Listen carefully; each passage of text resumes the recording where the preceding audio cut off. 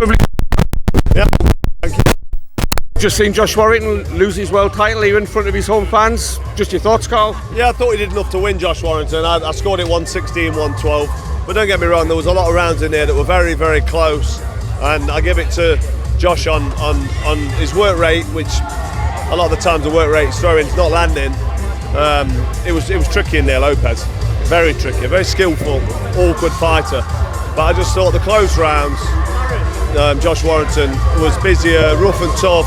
He was fighting like a champion in the last rounds, the last 3 or 4 rounds, and I just thought he deserved to win. And for me, that was a 116, 112 win for Josh Warrington. He should feel very hard done to there. Not that it bothers the likes of you, Carl, but you're in a massive minority if social media is anything to go by. What did you see that the rest of us didn't? Well, I've not seen social media, mate, but if you're on Twitter, there's a lot of people on there that have got a strange attitude towards a home fighter that's in a close, rough fight, and you know, a lot of people are negative and they don't want to see people do well. You know, I don't know what his fan base is like and what his reach is like, but if you're gonna follow social media and take social media as the official scoring, then you need to take a look at yourself, because I don't pay any attention at all to social media. People that score fights on these platforms, often, well, 90% of them haven't got a clue. Well said, Carl. Carl, where does Josh Warrington go next? I know it's a horrible question, but he's of an age, he's had certain battles. What would you like to see happen? Listen, he's one of these fighters. I'd like to see him come tonight and take on Lee Wood. I'll have a word with Lee later and say, look, give the guy a chance, but why would you want to give Josh Warrington a chance? He's a rough, tough, hard man who comes to win, and he's fit for 12 rounds, as you've seen it in there, and he finishes strong. And if you don't want to fight and play ball, he'll take it to you, drop the nut on you, and make it rough and tough in there. You know, it's a boxing match. It's a professional boxing match, not amateur. It gets rough in there at times. And Lopez was complaining and bitching and moaning about, I don't know, the referee I don't think should have given him time. I mean, he got a bit of a shrallicking after that break anyway, so it worked out in Warrington's favour. But why is he giving him a rest? Because he's been hitting the glute, he's been hitting the arse, so he's got a dead leg. You know what I mean? He didn't see the shot, so just tell the fighters to carry on fighting. I didn't like that, but it is what it is. Stranger things have happened, and I think that it's going to be difficult for Josh Warrington to be given a voluntary defence, because why would you want to fight him if you're a champion? You know, if you're not bringing anything to the table, you're not really going to give him the chance, because you're going to risk getting beat, because Warrington gives them all a hard fight. Lee Wood, Josh Warrington, that is a cracker, Carl.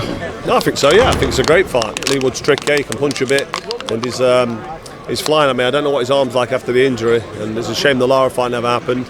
But I'll be having a word with Lee Wood, see what he thinks, because it'd be nice to get Josh Warrington to Nottingham.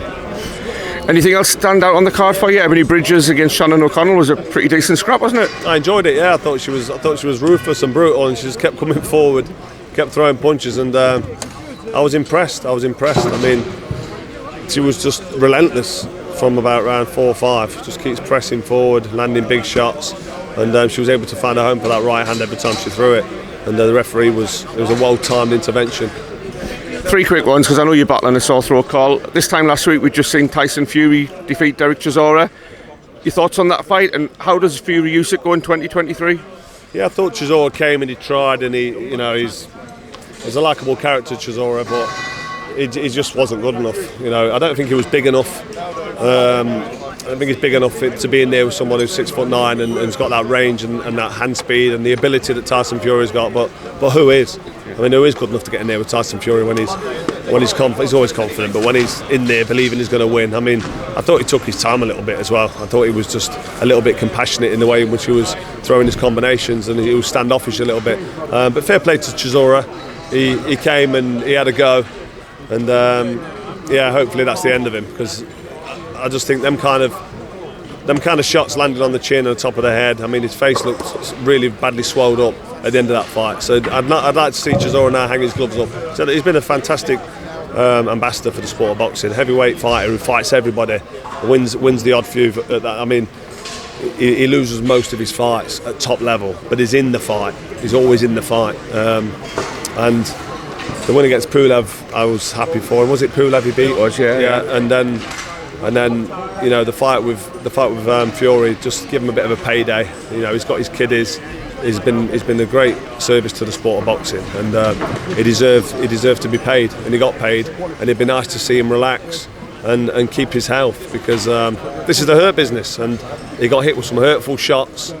He's not getting any younger, and I just think he needs to now look at it and say, you know what, I've had a great career. I've earned a few quid in my last fight with Fury. I've been in there with the champ. It wasn't good enough. I mean, no one is good enough to beat Tyson Fury. Nobody. Including USYK? I thought you said including me then, as in you. Listen, Usyk's, I'd need a step ladder. Listen, Usyk's good enough to beat anybody. And on his night, that would include Tyson Fury, but Tyson Fury would have to have a really bad night, and Usyk would have to be phenomenal. And he's not that young, Usyk, and he's not. He doesn't finish that strong. He turns the fight around when he's having a bad round. He can turn it around and do what he needs to do to get the win. Don't get me wrong, but he's not a young man anymore, and it's a 12-round sport. And Tyson Fury leaning on him, keeping him at range, punching him around. You know, you're just doing what he does. I just don't think Usyk's big enough for Tyson Fury. I think he's good enough to beat anybody. But I think if he fought Tyson Fury 10 times, he'd lose 8 times. So if that fight ever happens, which I hope it does, I think Fury will be the victor. Brilliant. Last one, Carl. It's more of a personal one. We've spoken to George a fair few times since, and he's talked about you being on the podcast, waxes lyrical about you. How did the Froch Groves hatred turn into Froch Groves loving? Which podcast you're on about? George's? George's, yeah. Yeah, I've been on that. It was good. I enjoyed it. But no, we've spent a lot of time together on the tour, and he's got kids. I've met his wife, and he's a real likeable, nice bloke. George's. I really do like. Do you realise for fans like us, though, Carl, that was never predicted when you were at your peak? Listen, never. It's a strong negative emotion hate, but we hated each other. I thought he was an obnoxious, cheeky prick. I didn't like him. I thought he was just. I just wanted to smash his head in. I did. I mean, and I was a fierce competitor when I was boxing. That's what I wanted to do. I wanted to smash his head in, and I tried my hardest twice.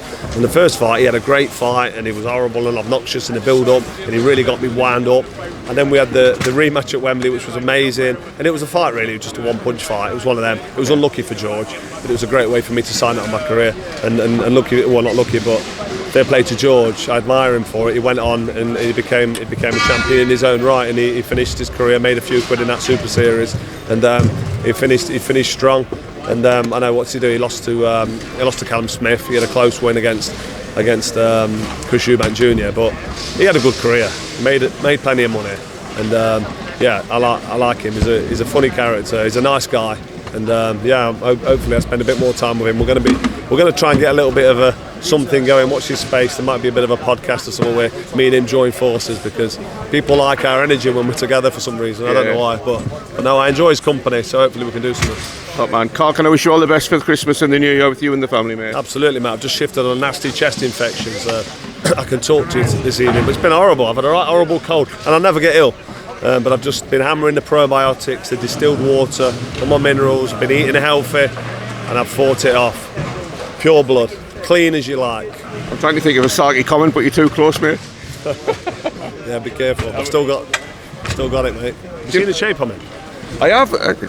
Conor McGREGOR was the last person you called out, Carl. He's shaved his beard since I wrote him off, hasn't he? I told him I was going to grab him by his beard and drag him outside. Listen, I like Conor McGREGOR. There's a lot to admire about him. He's got a lot of stupid haters that give him a lot of shit, but Conor McGregor's, for me, he's somebody I admire. I think he's great. He's not a boxer. He don't want to fight me. He'll get absolutely fucked up. But he might do the same to me in the cage, and that's why we're both champions in our own right. But he knows if he wants to roll around, he knows where to come. But he ain't going to want this smoke. Good man. I've got my thumbnail title, Carl. All the best, mate. Pleasure, mate. Take care. Yeah, mate, go on.